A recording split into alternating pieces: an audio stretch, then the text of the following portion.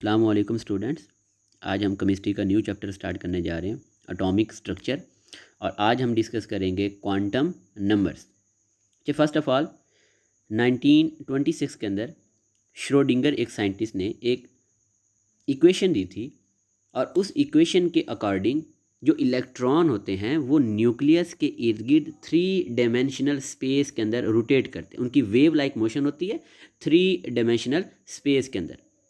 अब Bohr atomic model की बात करें तो बच्चे बोहर ने कहा था कि जो इलेक्ट्रॉन होते हैं वो न्यूक्लियस के इर्द गिर्द सर्कुलर ऑर्बिट्स के अंदर रोटेट करते हैं। तो मीन श्रोडिंगर की ये जो बात थी ये फिर बोहर से क्या कर रही थी बच्चे, उससे मैच नहीं कर रही थी, उससे डिफरेंट थी। क्योंकि बोहर ने कहा था कि जो इलेक्ट्रॉन होते हैं वो सर्कुलर ऑर्बिट्स में रोटेट करते हैं, लेकिन अब श्रोडिंगर क्या कह रहे हैं कि जो इलेक्ट्रॉन हैं उनकी वेव लाइक मोशन होती है इन 3 dimensional space around the nucleus. और अभी इसी श्रोडिंगर ने जो हमारे पास ये क्वांटम नंबर्स एक्चुअली हम अभी देखेंगे जो, तो ये उसी की उस इक्वेशन के रिजल्ट हैं हमारे पास, उसका ये सोल्यूशन है एक्चुअली, वो यही क्वांटम नंबर है जो हमें बताएंगे कि जो इलेक्ट्रॉन होते हैं, और साथ ये भी स्पेसिफाई करेंगे कि इलेक्ट्रॉन का न्यूक्लियस से डिस्टेंस कितना होता है। अब बच्चे उसने जो श्रोडिंगर ने अपनी जो वेव इक्वेशन दी थी, जब उस वेव इक्वेशन को हाइड्रोजन के लिए सॉल्व किया गया तो उसके कुछ रिजल्ट आए थे, उसके कुछ सोल्यूशन आए थे, डिफरेंट सोल्यूशन आए थे। और उन्हीं सोल्यूशन और वो जो सोल्यूशन आए थे उन सोल्यूशन के अंदर जो न्यूमेरिकल वैल्यूज़ आई थी, उन्हीं न्यूमेरिकल वैल्यूज़ के सेट को हम क्या बोलते हैं, क्वांटम नंबर्स बोलते हैं। Quantum numbers are the sets of numerical values which give the acceptable solution to the Schrodinger wave equation for the hydrogen atom. कि बच्चे श्रोडिंगर ने हाइड्रोजन के लिए, हाइड्रोजन एटम के लिए जब उसकी वेव इक्वेशन को जब सॉल्व किया तो जो हमारे पास जो रिजल्ट्स आए हैं, तो रिजल्ट्स के अंदर बच्चे उसके सोल्यूशन के अंदर जो न्यूमेरिकल वैल्यूज़ आती हैं, उन न्यूमेरिकल वैल्यूज़ के सेट को हम क्या बोलते हैं, क्वांटम नंबर्स बोलते हैं। और टोटल हमारे पास बच्चे जो क्वांटम नंबर होते हैं वो हमारे पास 4 होते हैं। और इन 4 क्वांटम जो नंबर होते हैं बच्चे, ये एटम के अंदर जो इलेक्ट्रॉन होते हैं उस इलेक्ट्रॉन को कम्प्लीटली डिस्क्राइब करते हैं, उन इलेक्ट्रॉन की पोजीशन के बारे में, इलेक्ट्रॉन कौन से शेल में है, कौन से सब शेल में है, कौन से इलेक्ट्रॉन कौन से ऑर्बिटल के अंदर हैं, उनकी क्लॉकवाइज मूवमेंट है या उनकी एंटी क्लॉकवाइज मूवमेंट है। ये सब कुछ क्वांटम नंबर जो है वो डिटेल से हमें ये स्पेसिफाई करते हैं। बच्चे अगर ऐसे हमारे पास अगर एग्जाम्पल की बात करें, जैसे कोई सिटी है, अगर वहाँ पर कोई बंदा रह रहा है, तो अब पहले हम देखेंगे बच्चे वो सिटी कौन सा है, फिर उस सिटी के अंदर वो कौन से ब्लॉक के अंदर रह रहा है, फिर ब्लॉक की कौन सी स्ट्रीट के अंदर रह रहा है, और फिर उसका हाउस नंबर। मतलब हम टोटल जो उसका जो है ना, उसका जो एड्रेस है, उसका जो टोटल लोकेशन है वो हम ट्रेस करने जा रहे हैं। कौन सा सिटी, सिटी में कौन सा ब्लॉक, ब्लॉक में कौन सी स्ट्रीट, और स्ट्रीट में कौन सा हाउस नंबर। Same here. अब बच्चे हम यहाँ पर करने जा रहे हैं इलेक्ट्रॉन के साथ, कि ये जो क्वांटम नंबर होते हैं ये हमें उस इलेक्ट्रॉन का अब ट्रेस करके देंगे कि इलेक्ट्रॉन कौन से शेल में है, कौन से सब शेल में है, कौन से ऑर्बिटल के अंदर है, और उनकी जो मूवमेंट है वो क्लॉकवाइज है या एंटी क्लॉकवाइज है। तो बच्चे अगेन यहाँ पर क्वांटम नंबर की डेफिनेशन लिखी गई है कि these are the sets of numerical value which give the acceptable picture of an atom are called the quantum number, and there are 4 quantum number. बच्चे हमारे पास जो टोटल 4 क्वांटम नंबर है ना, उसमें फर्स्ट ऑफ ऑल हमारे पास आता है principal quantum number, उसको हम एन से डिनोट करते हैं।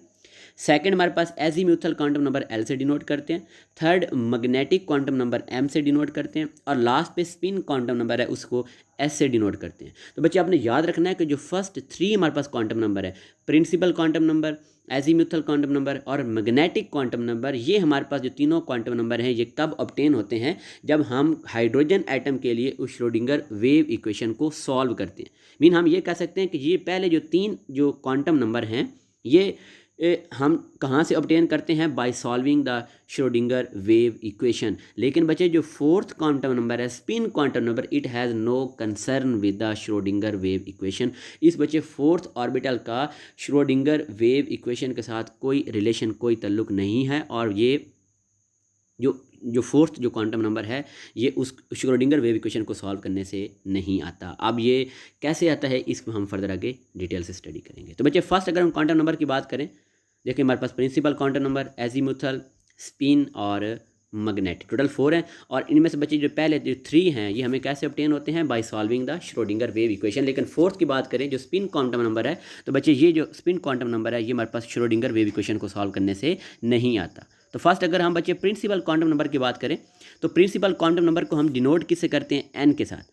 अब ये प्रिंसिपल क्वांटम नंबर का बच्चे कंसेप्ट कैसे आया, जब हम हाइड्रोजन एटम की बात करेंगे और हाइड्रोजन के जब हम स्पेक्ट्रम बनाएंगे तो बच्चे उस स्पेक्ट्रम के अंदर डिफरेंट लाइंस बनती हैं, उन लाइंस को हम क्या बोलते हैं, स्पेक्ट्रल लाइंस। और वो जो स्पेक्ट्रल लाइंस हैं वो एक्चुअली किस चीज़ को इंडिकेट कर रही हैं बच्चे, वो इंडिकेट कर रही हैं ऑर्बिट को। हम ऑर्बिट वर्ड यूज़ करेंगे या वर्ड शेल यूज़ करेंगे या बच्चे एनर्जी लेवल की बात करेंगे।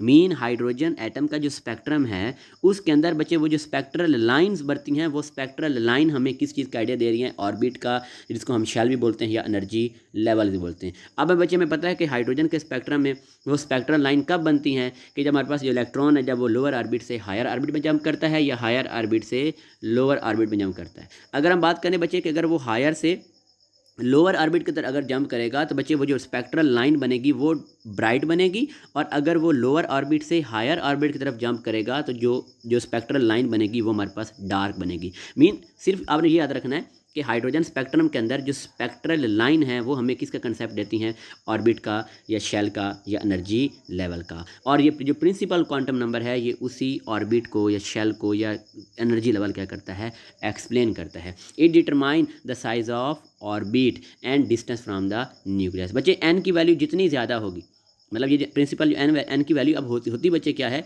ये हमारे पास 1 2 3 ये नॉन ज़ीरो इसकी होती हैं और अनलिमिटेड आगे इन्फिनिटी तक बचे जाती हैं।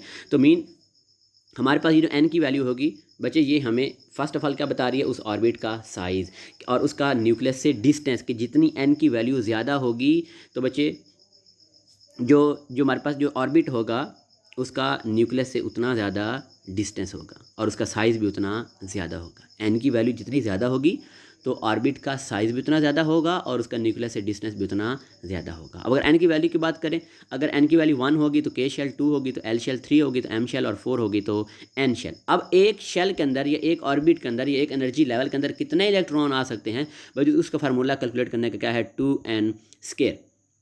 अब हम फर्स्ट के लिए कैलकुलेट करते हैं तो एन की वैल्यू 1 पुट कर दें तो बच्चे 1 का स्क्वायर कितना होता है 1, तो 2 मल्टीप्लाई बाय 1 आंसर कितना आ गया 2। मीन फर्स्ट शेल के अंदर कितने इलेक्ट्रॉन आएंगे, 2 इलेक्ट्रॉन आएंगे। सेम यार अगर हमने सेकंड के लिए बच्चे कैलकुलेट करना है तो हम n की जगह पे 2 पुट कर देंगे, उसका square 2 2 jar 4 and 4 2 jar 8। Mean second के अंदर कितने आएंगे, 8 आएंगे। इस तरह मैं थर्ड की बात करूँ तो बच्चे 3 3 जार 9 9 2 जार 18। तो बच्चे फोर्थ की बात करेंगे 4 4 जार 16 एंड 62 जार 32। मीन फर्स्ट शेल के अंदर 2 इलेक्ट्रॉन, सेकंड के अंदर 8, थर्ड के अंदर 18 और फोर्थ के अंदर कितने आएंगे 32 आएंगे। और उसके अलावा बच्चे आपने याद रख एनर्जी, इलेक्ट्रॉन की एनर्जी की बात करें तो एन की वैल्यू जितनी ज़्यादा होगी तो इलेक्ट्रॉन की एनर्जी भी उतनी ज़्यादा होगी। आपने बच्चे याद रखना है कि जो इलेक्ट्रॉन न्यूक्लियस के जितना करीब होगा उसकी एनर्जी उतनी कम होगी। मीन अगर वो फर्स्ट शेल के अंदर है इलेक्ट्रॉन तो उसकी एनर्जी हिसाब से कम है, जैसे जैसे वो न्यूक्लियस से अवे मूव करता जाएगा तो उस इलेक्ट्रॉन की जो एनर्जी है वो भी इंक्रीज़ होती जाएगी। तो बच्चे ये देखिए यहाँ पर कुछ समराइज पॉइंट आपके लिए लिखें कि हमारे पास अगर जो n है वो एटॉमिक रेडियस के डायरेक्टली प्रोपोर्शनल है, मतलब जितनी n की वैल्यू ज़्यादा होगी प्रिंसिपल क्वांटम नंबर की तो एटॉमिक रेडियस भी उतना ज़्यादा होगा, इलेक्ट्रॉन की एनर्जी भी उतनी ज़्यादा होगी। ये 2n स्क्वायर फार्मूला बच्चे किस लिए कि एक शेल के अंदर नंबर ऑफ इलेक्ट्रॉन को कैलकुलेट करने का, और ये n स्क्वायर अभी बाद में रिपीट करूँगा, ये n स्क्वायर फार्मूला बच्चे यूज़ करते हैं एक शेल के अंदर नंबर ऑफ ऑर्बिटल को कैलकुलेट करने का। ये भी नेक्स्ट हम इसको देखते हैं। और बच्चे नेक्स्ट हमारे पास रेडियस है, अगर हमने किसी ऑर्बिट का रेडियस कैलकुलेट करना हो तो ये हमारे पास बच्चे फार्मूला क्या है 0.529 एंगस्ट्रॉम मल्टीप्लाई बाय n का स्क्वायर। ये हाइड्रोजन के लिए सॉल्व किया गया है। यहाँ पे मतलब हाइड्रोजन केस में अगर हम फर्स्ट शेल का रेडियस कैलकुलेट करना है तो n की वैल्यू 1 पुट कर देंगे, सेकंड के लिए कैलकुलेट करना है तो n की वैल्यू 2 पुट कर देंगे। इस तरह अगर हमने बच्चे उस शेल की एनर्जी कैलकुलेट करनी है तो एनर्जी का फार्मूला क्या है -13.31 over n square kilojoule per mole. यहाँ पे बच्चे वो फर्स्ट शेल की एनर्जी वैल्यू पुट करनी है तो n की वैल्यू 1 पुट कर देंगे, सेकंड शेल की एनर्जी कैलकुलेट करनी है तो n की वैल्यू 2 पुट कर देंगे। इस तरह अगर थर्ड शेल की एनर्जी कैलकुलेट करनी है तो बच्चे n की वैल्यू 3 पुट कर देंगे। और उसके बच्चे it is related with the period of the periodic table. बच्चे याद रखना है कि जो एलिमेंट जिस पीरियड से बिलोंग करता है उसके जो पीरियड नंबर होगा तो उसके अंदर उतने ही शेल होंगे। मीन अगर बात करूँ कि जो पीरियड नंबर जो 1 के एलिमेंट होते हैं तो बच्चों के अंदर शेल भी कितने होंगे 1 होंगे। जो पीरियड नंबर 5 से बिलोंग कर रहा है तो उसके अंदर शेल भी कितने होंगे 5 होंगे। Mean period number is equal to number of shell. Second बच्चे अगर हम बात करें वो हमारे पास है एजीमुथल क्वांटम नंबर। इसको डिनोट बच्चे किससे करते हैं, एल के साथ डिनोट करते हैं। अब बच्चे अब ये जो एजीमुथल क्वांटम नंबर होता है ये हमें किसके बारे में इंफॉर्मेशन देता है बच्चे, ये हमें इंफॉर्मेशन देता है सब शेल के बारे में। अब देखें जब हमने बच्चे अगर आपने बोहर एटॉमिक मॉडल के डिफेक्ट्स पढ़े हों तो उनमें से एक डिफेक्ट ये था कि अगर जैसे मैंने आपको हाइड्रोजन की बात की थी कि हाइड्रोजन के स्पेक्ट्रम में ये एक स्पेक्ट्रल लाइन है, तो अगर इस स्पेक्ट्रल लाइन को हाई रिजॉल्विंग पावर के स्पेक्ट्रोमीटर से अगर देखेंगे तो इस स्पेक्ट्रल लाइन के अंदर फर्दर क्या होती हैं, इंडिविजुअल लाइंस होती हैं जिन्हें हम क्या बोलते हैं, फाइन लाइंस, और उस स्ट्रक्चर को हम फाइन स्ट्रक्चर भी कहते हैं। मैं अगेन रिपीट कर रहा हूँ कि अगर हाइड्रोजन की जो स्पेक्ट्रल लाइन है, इस स्पेक्ट्रल लाइन को अगर हम हाई रिजॉल्विंग पावर वाली स्पेक्ट्रोमीटर से देखेंगे तो इस इंडिविजुअल लाइन के अंदर फर्दर क्या होती हैं बच्चे, क्लोजली स्पेस्ड लाइंस होती हैं। और उसको हम क्या बोलते हैं बच्चे, फाइन स्ट्रक्चर भी बोलते हैं, उनको हम फाइन लाइंस भी बोलते हैं।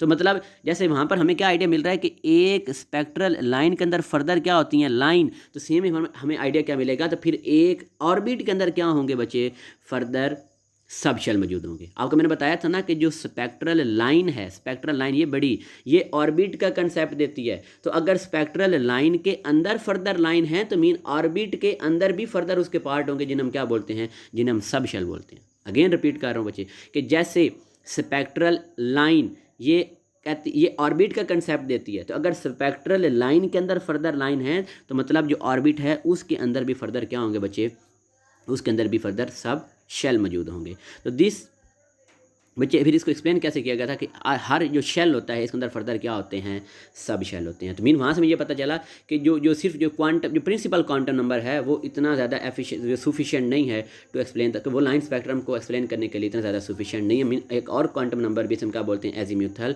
क्वांटम नंबर बोलते हैं। और इसका बच्चे जो सेकंड नेम होता है इसको हम सब्सिडियरी क्वांटम नंबर भी बोलते हैं, और इसको बच्चे हम एंगुलर मोमेंटम क्वांटम नंबर भी बोलते हैं। इसको डिनोट कैसे करते हैं, एल के साथ। इसकी बच्चे जो वैल्यू होती हैं वो 0 से स्टार्ट होती हैं और अनलिमिटेड रह जाती हैं। आपने फार्मूला याद रखना, L = n-1। इसकी जब वैल्यू कैलकुलेट करनी है तो बच्चे हमने n में से 1 को क्या कर देना है, माइनस। और ये लास्ट में बच्चे MCQs भी आ चुका है, तो इसको मैं रीअरेंज करूंगा तो क्या बनेगा, n = L+1। तो बच्चे यही इसका आंसर था और ये MCQs आया था कि n = L+1। 1 उधर जाकर क्या हो जाएगा, प्लस हो जाएगा।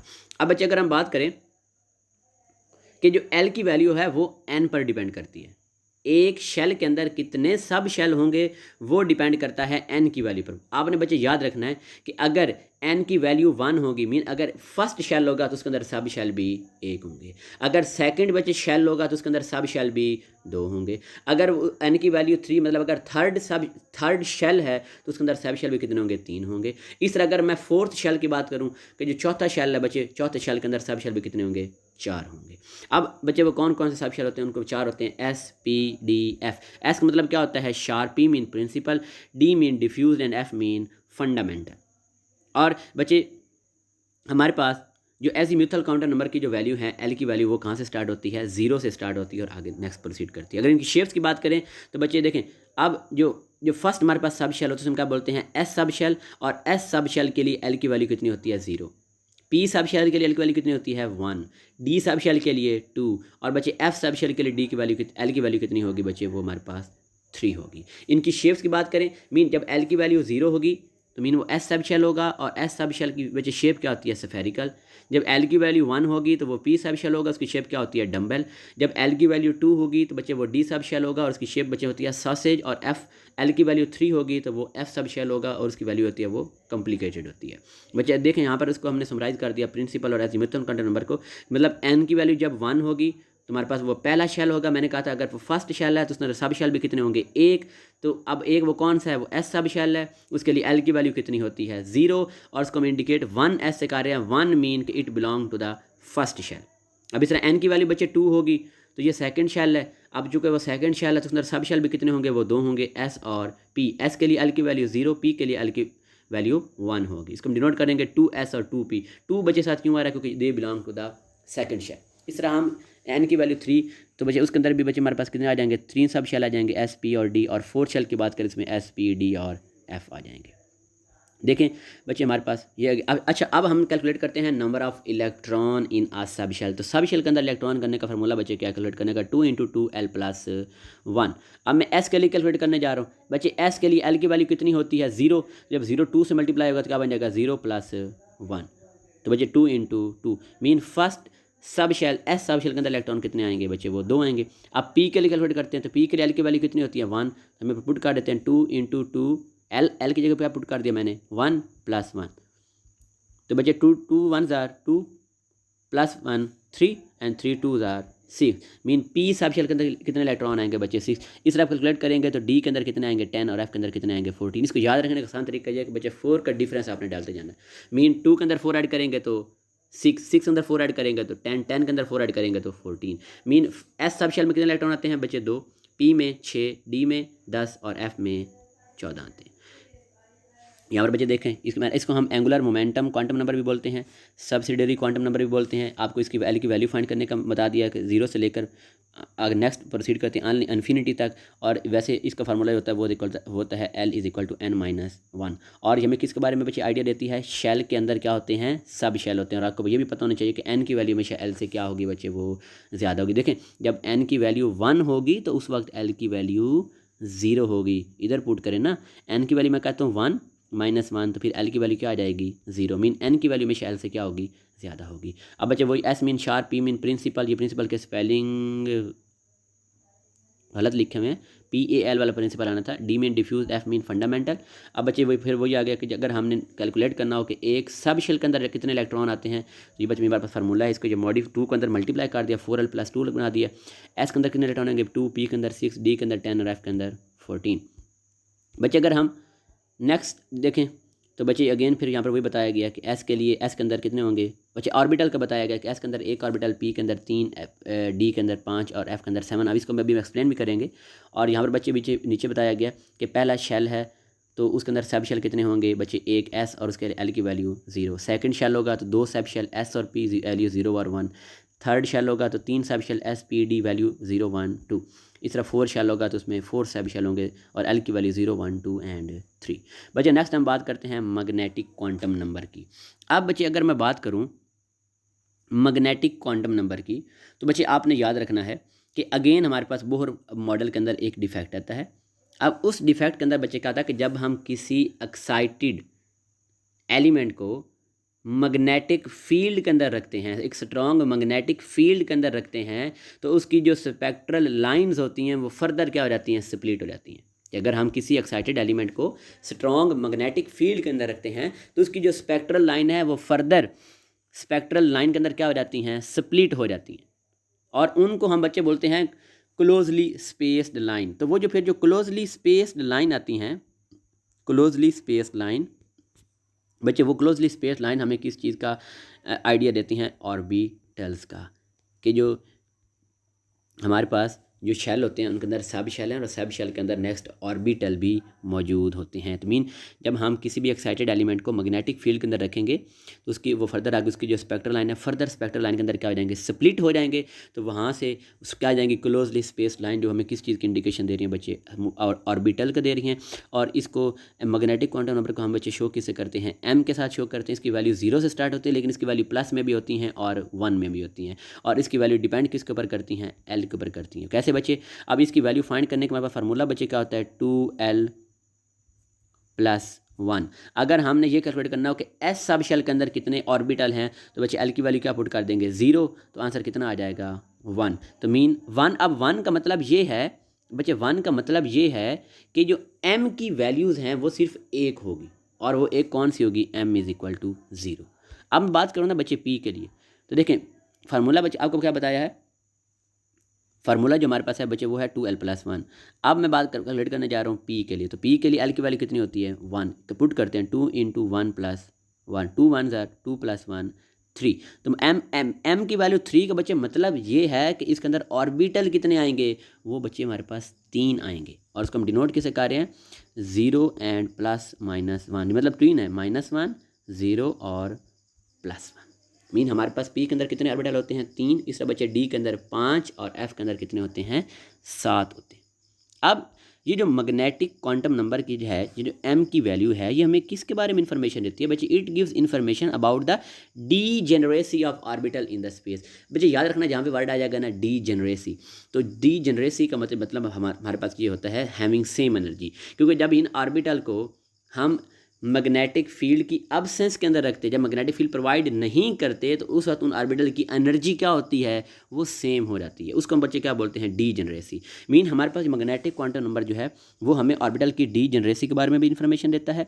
और उसके अलावा बच्चे कि हम उन ऑर्बिटल को कैसे डिफरेंट वे से अरेंज कर सकते हैं। जैसे वो कौन से नंबर ऑफ डिफरेंट वेज हैं जिसके अंदर हम उनको अरेंज कर सकते हैं along x axis, Y axis या z axis in the presence of magnetic field.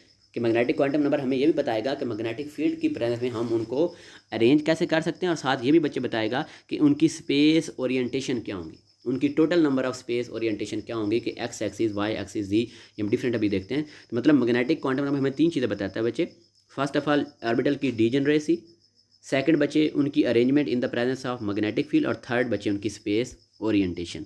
तो फर्स्ट अगर हम बच्चे बात करें एस सब शेल की बात करें तो एस सब शेल के लिए बच्चे एल की वैल्यू 0 और एम की वैल्यू भी कितनी होती है 0।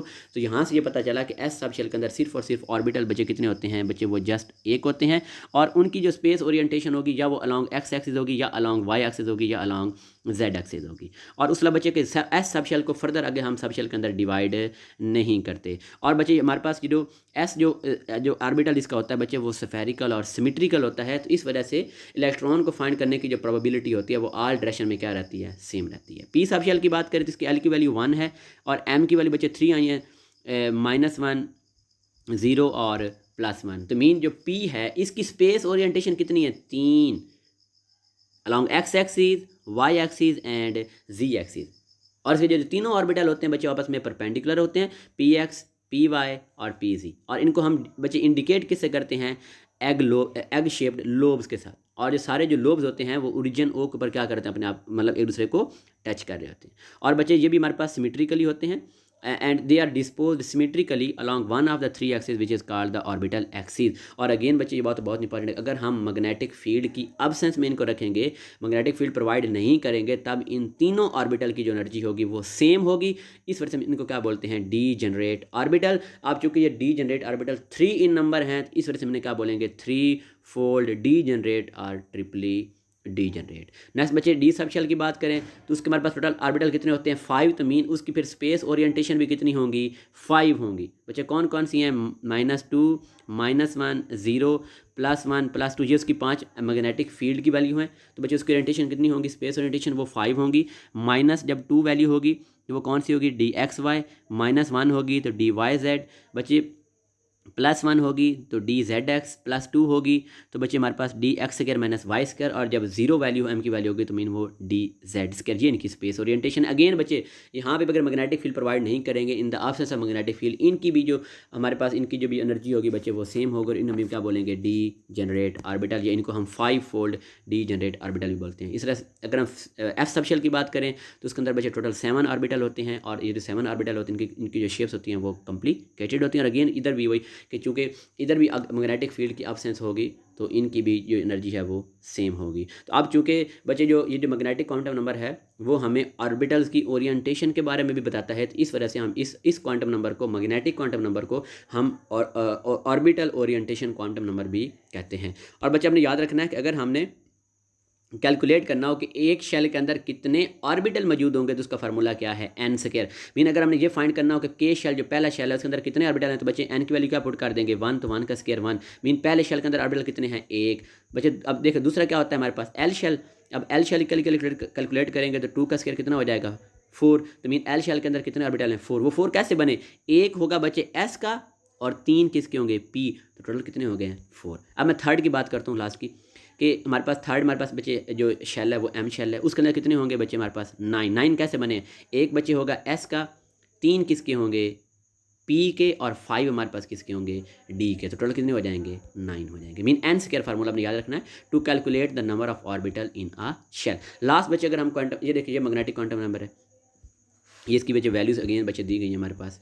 और लास्ट में जो क्वांटम नंबर की बात करें वो हमारे पास है स्पिन क्वांटम नंबर, जो कि श्रोडिंगर वेव इक्वेशन के जो सोल्यूशन है उससे हम हमारे पास ये ऑब्टेन नहीं होता। इसमें बच्चे कंसेप्ट क्या हमें पता है, अल्कली मेटल ग्रुप नंबर 1 हम एक्सप्लेन कर चुके हैं बच्चे, lithium, sodium, potassium, rubidium, caesium और फ्रांशियम। अब वो उनके वैलेंस शेल के अंदर जस्ट क्या होता है बच्चे, 1 इलेक्ट्रॉन। और अगर हम उनके इमिशन स्पेक्ट्रम की बात करें कि जब उनके इलेक्ट्रॉन जो है वो एक्साइटेड स्टेट से ग्राउंड स्टेट के अंदर जंप करते हैं और उनकी जो स्पेक्ट्रल जो लाइंस बनती हैं, जब उनको हम हाई पावर स्पेक्ट्रोमीटर से देखेंगे तो वहाँ पर हमें बच्चे क्या ऑब्टेन होगा कि उनकी जो फर्दर जो एक लाइन होती है वो आगे फर्दर जो है वो 2 लाइन के अंदर क्या होती हैं, स्प्लिट होती हैं। जस्ट 2 इलेक्ट्रॉन के अंदर, सॉरी 2 लाइंस के अंदर क्या होती हैं, स्प्लिट होती हैं, वहाँ पर पेयर ऑफ लाइंस मौजूद होती हैं, हम क्या बोलते हैं, डुप्लीट लाइन स्ट्रक्चर। अगेन सुन लें बच्चे, अल्कली मेटल वैलेंस शेल में जस्ट 1 इलेक्ट्रॉन है, जब वो एक्साइट किया, जब अपनी ग्राउंड स्टेट के अंदर आएगा तो एनर्जी को इमिट करेगा, तो उनका जो स्पेक्ट्रम बनेगा उसके अंदर जो लाइंस बनेगी, उन लाइंस को जब हम हाई रिजॉल्विंग स्पेक्ट्रोमीटर से देखेंगे तो इंडिविजुअल लाइन अगर फर्दर 2 लाइंस के अंदर डिवाइड होती है, हम क्या बोलते हैं, डुप्लीट लाइन स्ट्रक्चर।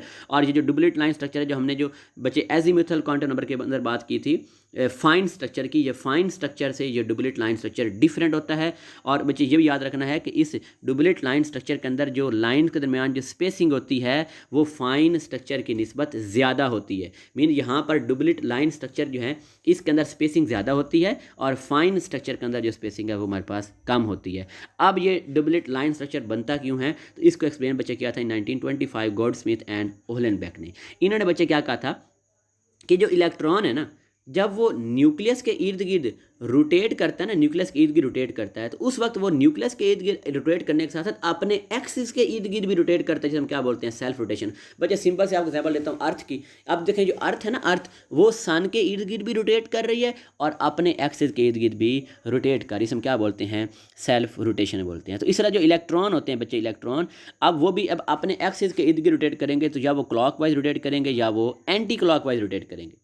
तो अब उनके क्लॉकवाइज या एंटी क्लॉकवाइज बच्चे उनके मूवमेंट की वजह से, उनकी रोटेशन की वजह से बच्चे उनके साथ उन मैग्नेटिक फील्ड को भी प्रोड्यूस करेंगे और उनका फिर कोई ना कोई मैग्नेटिक मूवमेंट भी मौजूद होगा। और अगर ऑर्बिटल की बात करें तो ऑर्बिटल के अंदर बच्चे 2 इलेक्ट्रॉन हमेशा उनकी जो उनकी रोटेशन होती है वो अपोजिट होती है। अगर एक क्लॉकवाइज में है तो दूसरा एंटी क्लॉकवाइज में है, ताकि वो दोनों एक दूसरे के मैग्नेटिक मूवमेंट को कैंसिल कर सकें। तो मीन हमारे पास इसकी 2 रोटेशन हो सकती हैं, या क्लॉकवाइज या एंटी क्लॉकवाइज। और इन्हीं क्लॉकवाइज या एंटी क्लॉकवाइज रोटेशन की वजह से हमारे पास क्या बनता है, हमने जो पीछे पढ़ा है, डुप्लीट लाइन स्ट्रक्चर। डुप्लीट लाइन स्ट्रक्चर बनने की मेन रीज़न क्या है बच्चे, ये स्पिन मोशन। और इसकी वैल्यू अगर वो बच्चे हमारे पास देखें, अब ये हमारे पास कौन सी मोशन है बच्चे, एंटी क्लॉकवाइज। अगर वो एंटी क्लॉकवाइज मूव करेगा तो इसकी वैल्यू क्या लिखी है बच्चे, मतलब यहाँ पर स्पिन अप लिखी है, स्पिन अप के लिए इसकी वैल्यू क्या है, +1/2, और स्पिन डाउन के लिए इसकी वैल्यू बच्चे हमारे पास क्या है, वो -1/2 है।